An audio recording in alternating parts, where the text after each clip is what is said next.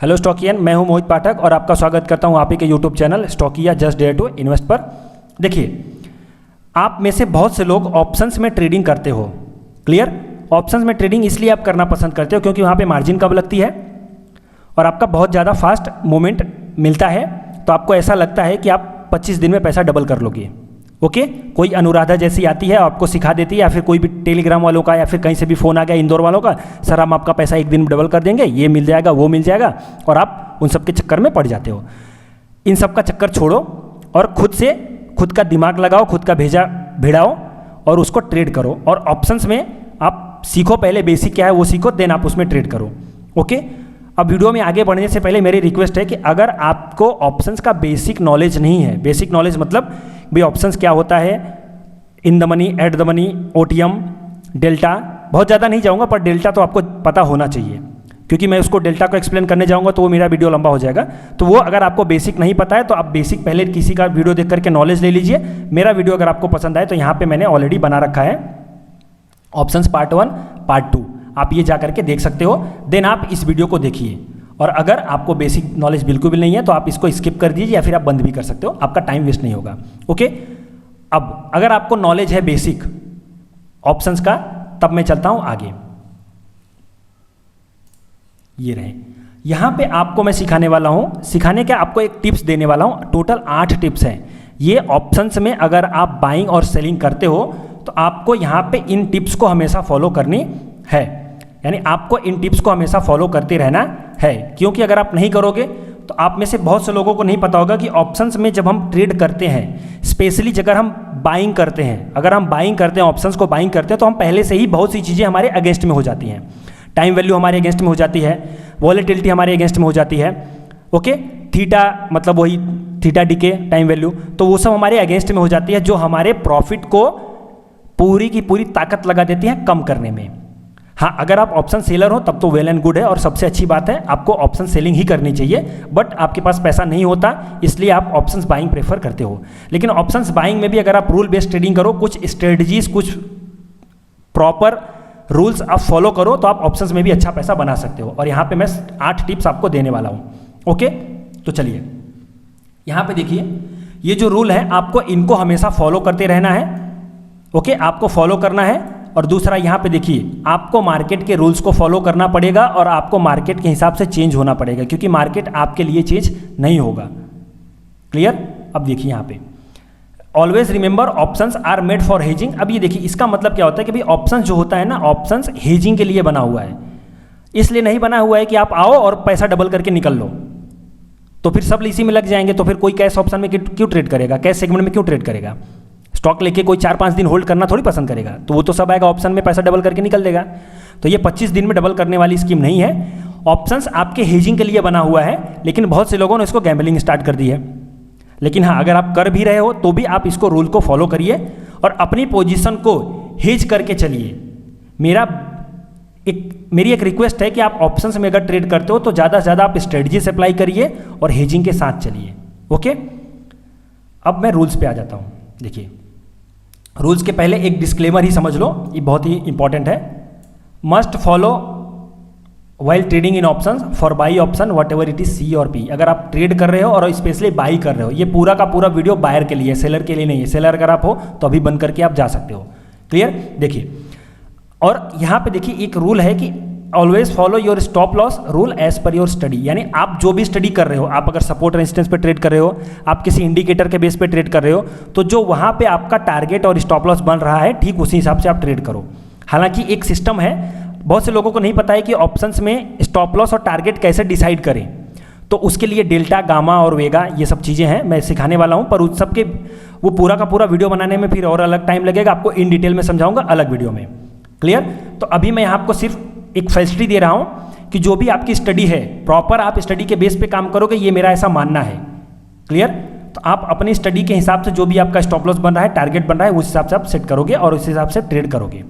तो चलिए, rule number 1, सबसे पहला रूल ये है, always do your analysis on underlyings future chart, not on cash chart. बहुत से लोगों को नहीं पता है कि ऑप्शंस में जब वो ट्रेड करते हैं वो सीधे क्या करेंगे, कैश मार्केट का चार्ट देखेंगे।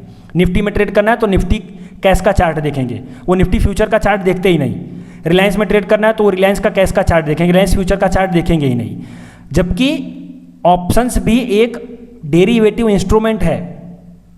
ऑप्शन और फ्यूचर क्या है? एक डेरिवेटिव इंस्ट्रूमेंट है ना, वो कैश के हिसाब से चलता है, उसकी अंडरलाइन क्या होती है? कैश है। तो आपको हमेशा अपनी स्टडी करनी है कैश के फ्यूचर चार्ट पे।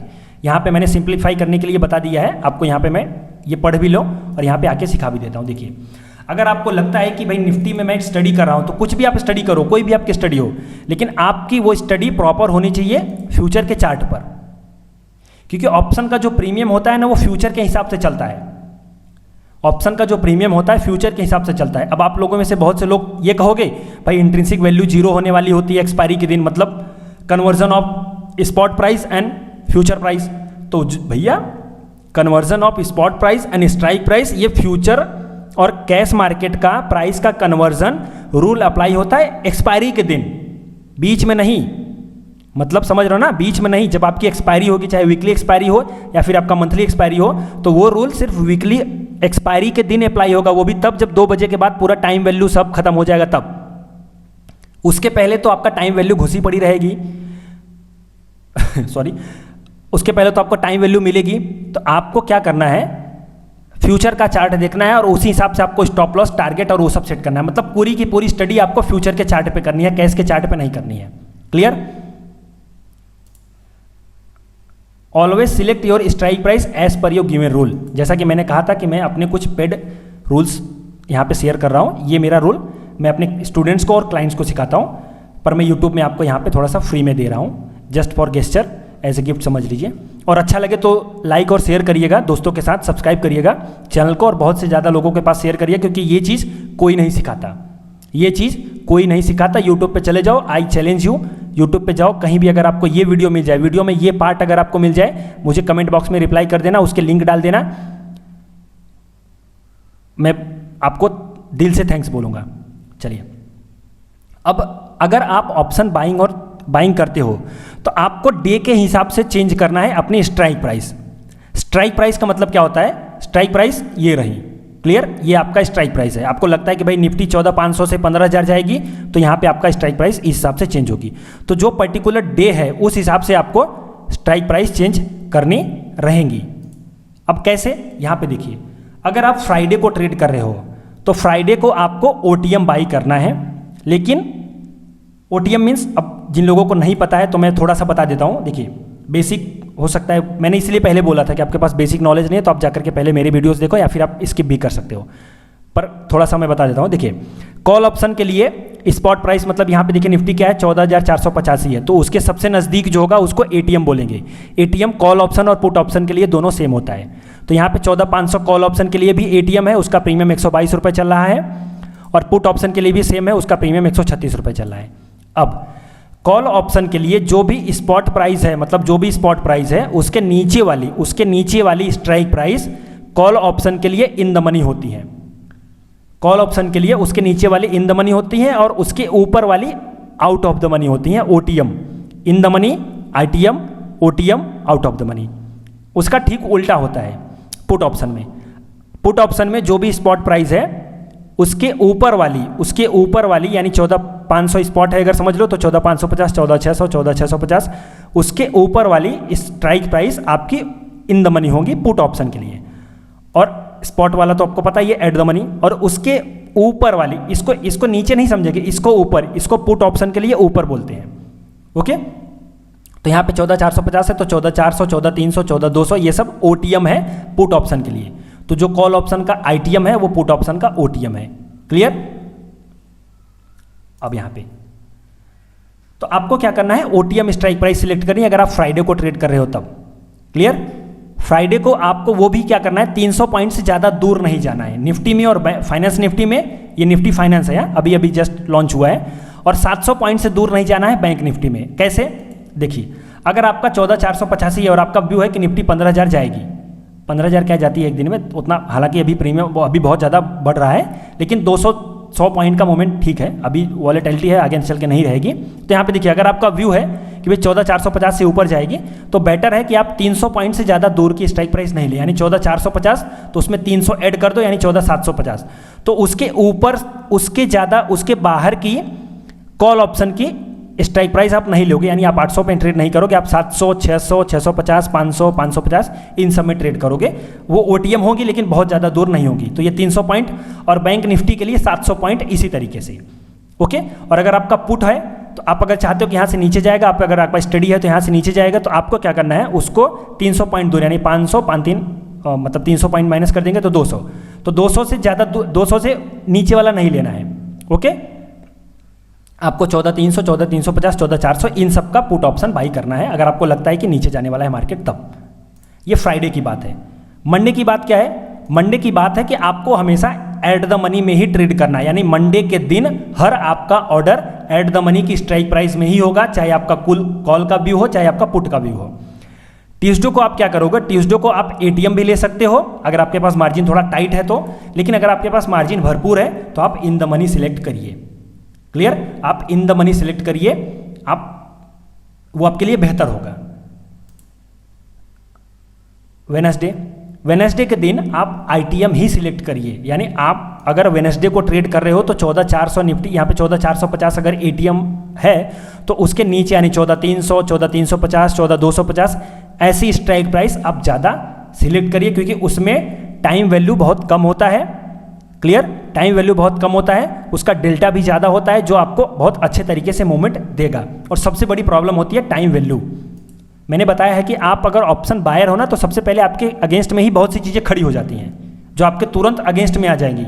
ये बिल्कुल ऐसा ही है कि अगर आप किसी नदी में तैर रहे हो और आप नदी में तैर रहे हो अपनी नदी की स्ट्रीम के अगेंस्ट, स्ट्रीम मीन्स धारा होती है, तो अगर आप नदी की धारा, लेट से आपकी नदी की धारा पूर्व दिशा की तरफ बह रही है और आप पश्चिम दिशा की तरफ स्विम कर रहे हो, तैर रहे हो, तो वो आपको धारा ही पीछे धकेलेगी और आप जो अपनी एफर्ट लगाओगे तब जाकर के आप कुछ आगे जा पाओगे।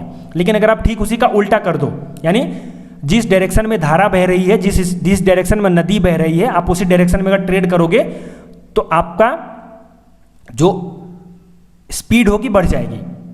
ठीक ऐसे ही ऑप्शंस में होता है कि अगर आप जितना इन द मनी लोगे उतना ही टाइम वैल्यू आपको बहुत कम परेशान करेगी। क्लियर? टाइम वैल्यू बहुत कम परेशान करेगी। टाइम वैल्यू और ये सब के ऊपर मैं इन डिटेल चर्चा करूंगा। अब आगे देखते हैं ITM। तो आपको वेडनेसडे के दिन हमेशा ITM ही लेना है। थर्सडे के दिन आपको ITM ही ट्रेड करना है। More than 300 points in Nifty and finance Nifty and 500 points in bank Nifty. ये थोड़ा सा कठिन है भैया। देखो, थर्सडे के दिन अगर आपको आपका व्यू है, अब इसको कैसे समझोगे, यानी आपको इन द मनी लेना है और वो भी इन द मनी 300 पॉइंट अंदर लेना है। निफ्टी बैंक निफ्टी में, सॉरी निफ्टी फाइनेंस निफ्टी में 300 पॉइंट अंदर लेना है और बैंक निफ्टी में 500 पॉइंट अंदर लेना है। समझ गए? और आपको स्टॉप लॉस टारगेट वो हिसाब से सेट करके रखना है। तो अब इसको कैसे समझोगे, यहाँ पे देखो। अब लेट से हम थर्सडे को ट्रेड कर रहे हैं, थर्सडे को हैं, तो थर्सडे को ऑलरेडी प्रीमियम बहुत ज़्यादा, time value most of the cases में टाइम वैल्यू निकल चुकी होती है थर्सडे के दिन। तो आपको जो भी प्रीमियम मिलेंगे वो जेन्युइन और अपने इंट्रिंसिक वैल्यू के बहुत आसपास मिलेंगे। ओके, इंट्रिंसिक वैल्यू क्या होती है? देखो, जो स्पॉट प्राइस है और स्ट्राइक प्राइस का डिफरेंस इंट्रिंसिक वैल्यू होता है और उसी हिसाब से आपका प्रीमियम डिसाइड होगा। क्लियर? और मैंने इसीलिए डिस्क्लेमर में बोल दिया था कि बेसिक आपको नॉलेज होना चाहिए। अब देखते हैं यहाँ पे आपका क्या होगा कि 300 पॉइंट अंदर कैसे, मतलब 14,450 है ना, तो आपको 450 और 3 इन द, ये कॉल ऑप्शन के लिए बात कर रहा हूँ, कॉल ऑप्शन का इन द मनी। तो आपको क्या करना है, 14,450 तो 300 पॉइंट दूर, हम यहाँ पे 300 आपका 100। क्लियर? तो आपको क्या करना है, उसके अंदर लेना है, यानी 14,400 का लेना है या 14,000 का लेना है, 14,100 का लेना है। क्योंकि देखो इसका डेल्टा बहुत ही कम, इसका तो 9 डेल्टा है। 9 मीन्स इसको 90 पैसा समझते हैं, 0.09 बोलते हैं, तो 9 पैसा हम इसको समझ जाते हैं। क्लियर? तो यहाँ पे डेल्टा बहुत ही कम है। क्लियर? तो आपको कौन सा सिलेक्ट करना है, strike price in the money, वो भी 300 पॉइंट अंदर का। और अगर आप पुट ऑप्शन ले रहे हो तो आपको यहाँ पे लगता है कि 14,500 है तो यहाँ से नीचे जाएगी, तो आप इसके 300 यानी 14,800 के ऊपर 14,850, 14,900 ये सब स्ट्राइक पुट ऑप्शन बाई करोगे अगर आप ट्रेड थर्सडे के दिन कर रहे हो तब। ठीक इसी तरीके से 500 पॉइंट आपका बैंक निफ्टी में। क्लियर? आई होप यहाँ पे कोई डाउट नहीं होगा। अगर डाउट होगा तो कमेंट बॉक्स में मुझे बोल देना, मैं रिप्लाई कर दूंगा। अब आगे वाला और भी एडवांस है, ये एडवांस्ड वर्जन है रूल नंबर 2 का, और ये शायद ही आपको कोई बताए, ये शायद ही आपको कोई बताए। मैं हाईलाइट कर देता हूं, कलर सही है? नहीं, चेंज करो। चलो देखिए, ठीक सब रूल सेम है, सब रूल सेम है, सिर्फ यहाँ आपको वेडनेसडे और थर्सडे को रूल चेंज हो जाएगा।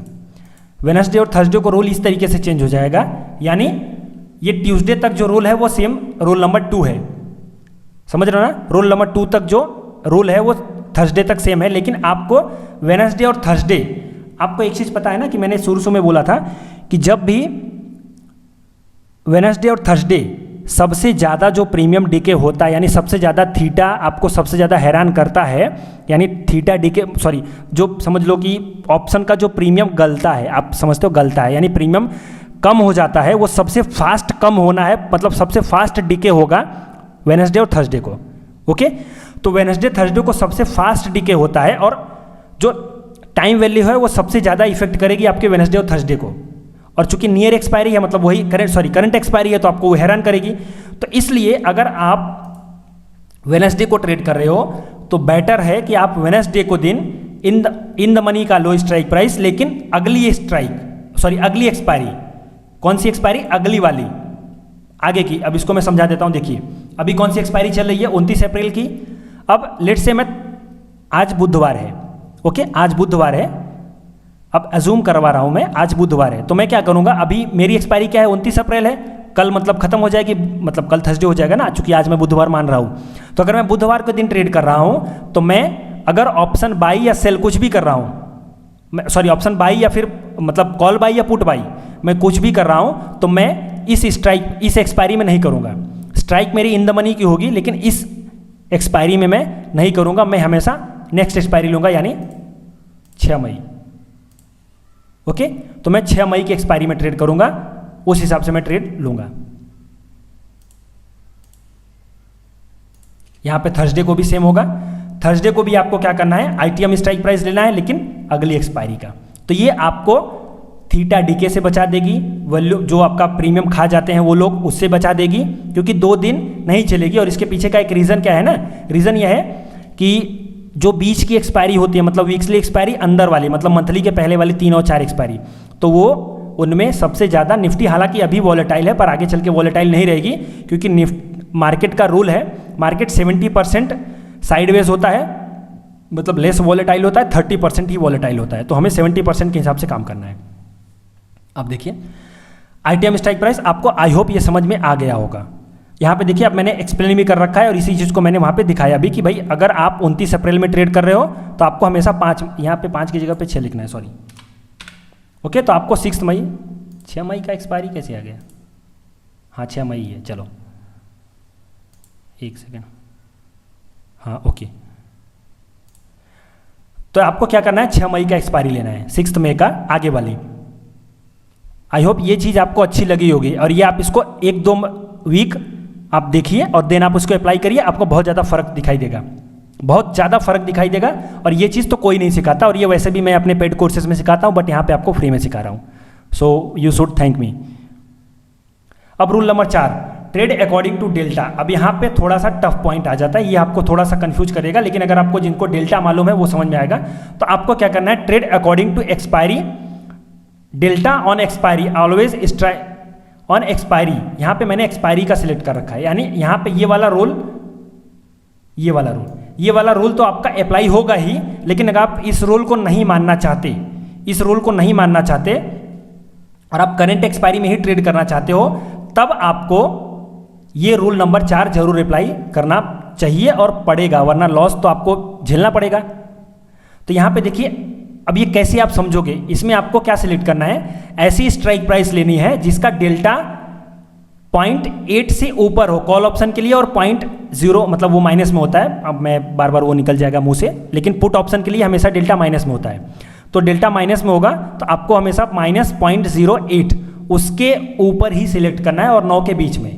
ओके, अब ये कैसे आप समझोगे मैं आपको बताता हूँ। देखिए यहाँ पे मैंने 29 अप्रैल की एक्सपायरी ले ली, तब यहाँ पे देखिए डेल्टा, ये स्टेट टाइगर का सॉफ्टवेयर है, इसमें आपको by default delta, Vega, theta सब कुछ आ जाता है, और यहाँ पे जो भी पोजीशन चल रही है करंट मार्केट में, कौन सी पोजीशन बन रही है वो बता देता है।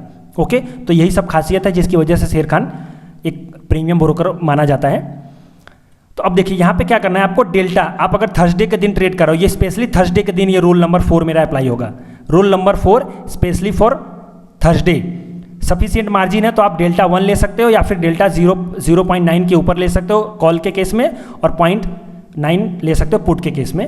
ये आपको डेल्टा नहीं समझ में आ रहा होगा, मैं थोड़ा सा क्लियर कर देता हूँ क्योंकि आप हो सकता है नए हो फिर भी मेरा वीडियो देख रहे हो। देखो डेल्टा जो होता है ना, डेल्टा का काम है कि आपका अगर यहाँ पे देखिए क्या है 14,458, यहाँ पे ये मैं स्ट्राइक प्राइस ले रहा हूँ 14,458, तो यहाँ से अगर 50 रुपये ऊपर जाएगी, 50 पॉइंट ऊपर जाएगी, तो आपका इसका कॉल ऑप्शन कितना ऊपर जाएगा, ये डेल्टा का काम है बताना।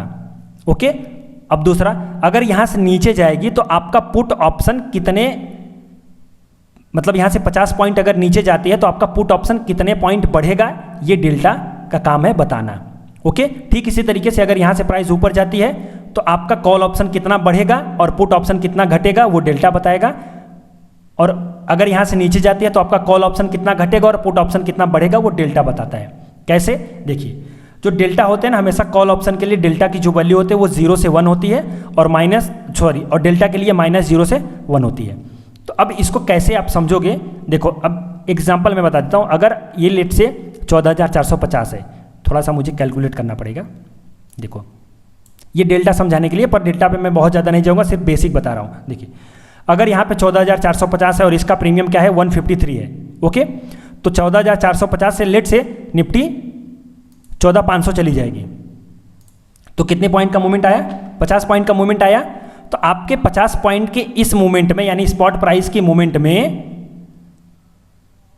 सॉरी 14,450 का स्ट्राइक प्राइस ले रहा हूँ ना, तो आपको 14,485 premium count, sorry spot price count करना पड़ेगा। तो 14,485 से वो निफ्टी जा रही कितना, 14,600 ले लो, 14,500 बहुत दूर हो जाएगा, नज़दीक हो जाएगा, तो 14,600 लेता हूँ। अगर 14,485 से निफ्टी 14,600 जाने वाली है तो 14,450 का जो कॉल ऑप्शन होगा कितना बढ़ेगा, वो डेल्टा से कैलकुलेट होता है। वो कैसे कैलकुलेट कर लोगे आप यहाँ पे देखिए।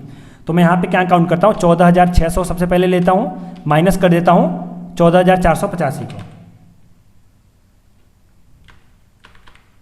तो स्पॉट में कितने का डिफरेंस आया, 115 पॉइंट स्पॉट बढ़ रहा है, 115 पॉइंट स्पॉट बढ़ रहा है। तो ये जो मेरा 14,450 का कॉल ऑप्शन है वो कितना बढ़ेगा, यानी 153 से कितना बढ़ जाएगा, वो मेरा बताएगा डेल्टा। तो यहाँ पे देखिए डेल्टा क्या है 0.56, इसको 0 समझ लो। इसको पैसे में भी काउंट कर सकते हो, यानी 1 रुपये अगर ये बढ़ेगा तो ये 56 पैसा बढ़ेगा।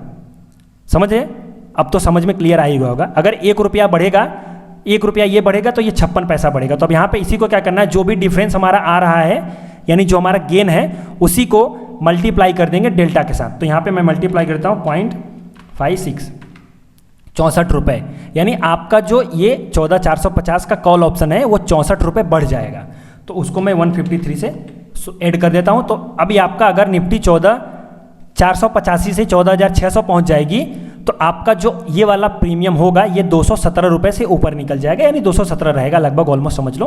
ओके, 217 नहीं 210 या 15 होगा, क्योंकि टाइम वैल्यू है ना इसमें ये चीज़। तो 210 या 15 आप रीजनेबली 210 या 15 ले सकते हो।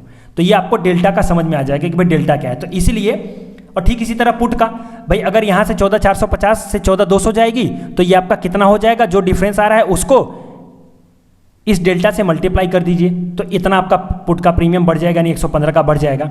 ओके, तो ये चीज़ आपको यहाँ पे समझ में आना चाहिए। इसी हिसाब से डेल्टा काउंट होता है, और मैं आपको इन डिटेल डेल्टा के बारे में और अच्छे समझाऊंगा।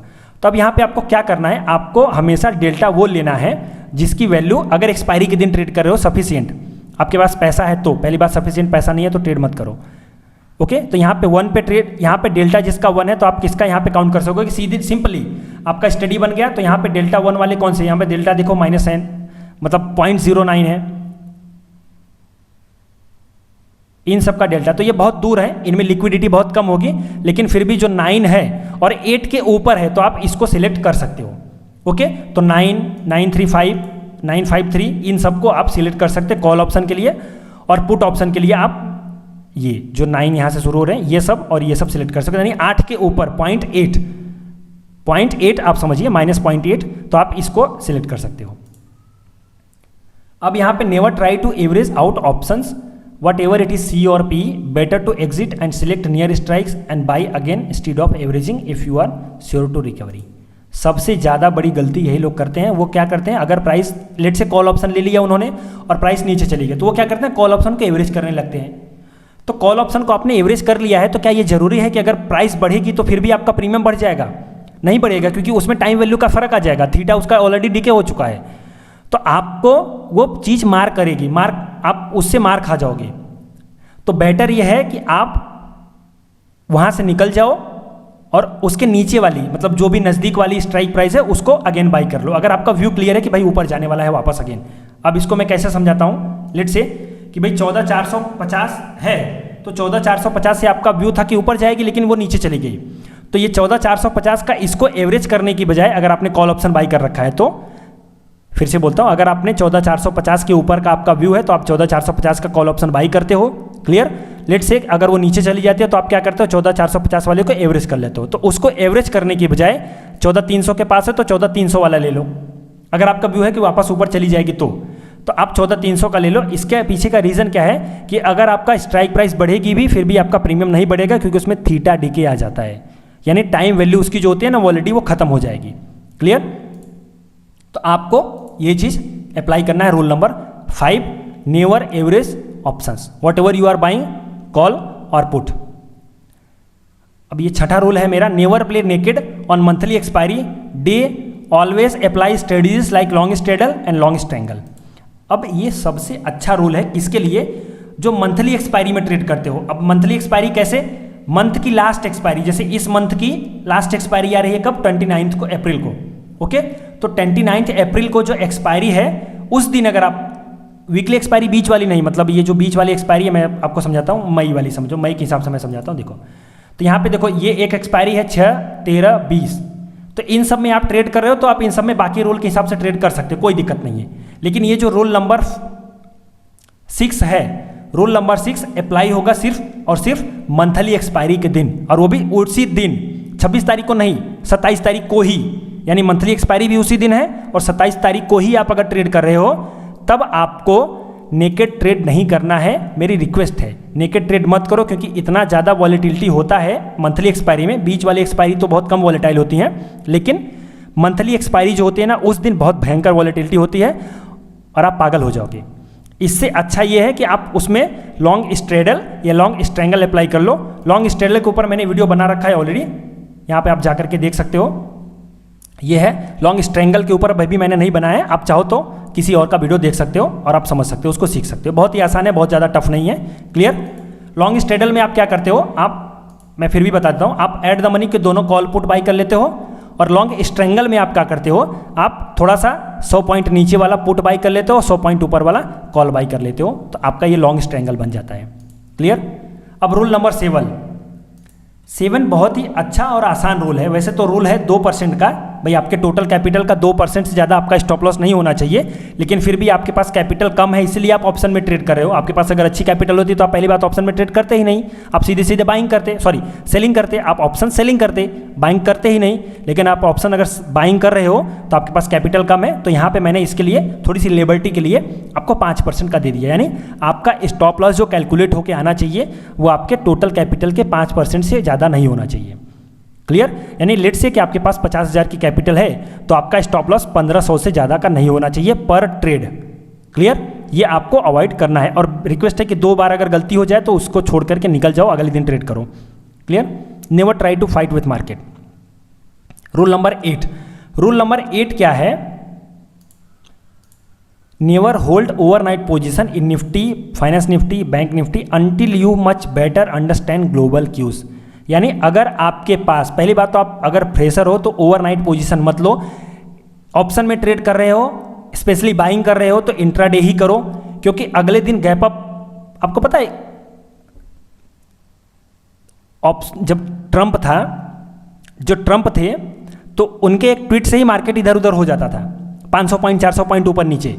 तो वो कब क्या हो जाएगा आपको कुछ नहीं पता है, कब जाकर के चाइना हमारे ऊपर अटैक कर देगा, कब पाकिस्तान कश्मीर में कुछ कर देगा, कब कहाँ पे क्या हो जाएगा, वो सब आपको पता नहीं है। पूरे रात रात को आपको मस्त स्टडी कर ली, आपको लगा कि यार कल तो निफ्टी गैप अप ही हो जाएगी, और पता चला रात को कुछ हो गया और निफ्टी गैप डाउन हो गई 500 पॉइंट।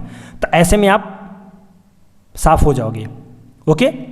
तो बेटर है कि आप इंट्राडे अगर फ्रेशर हो और अगर आप ग्लोबल क्यूज़ को बहुत अच्छे से नहीं समझ पा रहे हो, मतलब पूरे ओवरऑल इकोनॉमी में, पूरे वर्ल्ड की इकोनॉमी में, पूरे ग्लोबल की पोजीशन क्या है, पॉलिटिकली, इकोनॉमिकली और जो भी चीज़ है वो कैसी हैं, अगर आप प्रॉपर नहीं अंडरस्टैंड कर पा रहे हो तो इससे अच्छा है कि आप सिर्फ इंट्राडे करो ऑप्शंस में। ओवरनाइट पोजीशन मत लेके जाओ। क्यों? क्योंकि आपका जो स्टॉप लॉस भी होगा ना वो भी जंप कर जाएगा। लेट से आपने 80 रुपये के प्रीमियम दे करके आपने बाई कर लिया और स्टॉप लॉस लगा दिया 60 रुपये का, अगले दिन बैंक निफ्टी डाउन हो जाएगी या फिर निफ्टी डाउन हो जाएगी, गैप डाउन हो गई, तो आपका वो जो 60 रुपये वाला प्रीमियम है वो जंप कर जाएगा, हिट ही नहीं होगा। तो इससे बेटर है कि आप ओवरनाइट पोजीशन मत लेके जाओ, इंट्राडे ही करो। आपको मैं एग्जांपल भी दिखाऊं, यहां पे देखो,